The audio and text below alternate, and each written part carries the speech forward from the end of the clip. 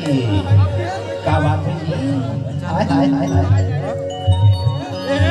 अरे तभी तो ये तो काजल जी काय है सुनाओ। ले न सुना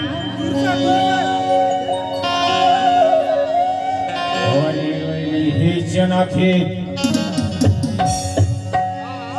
पहले मसूरा।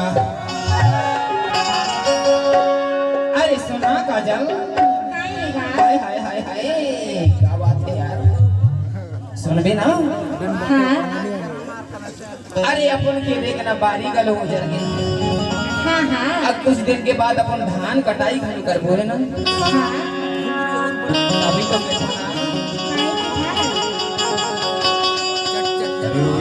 ही जना खेत मसूरा मनमोहनी रूप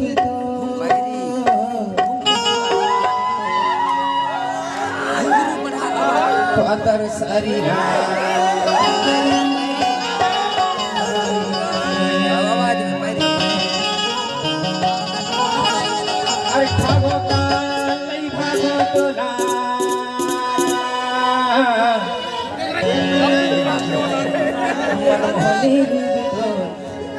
बादर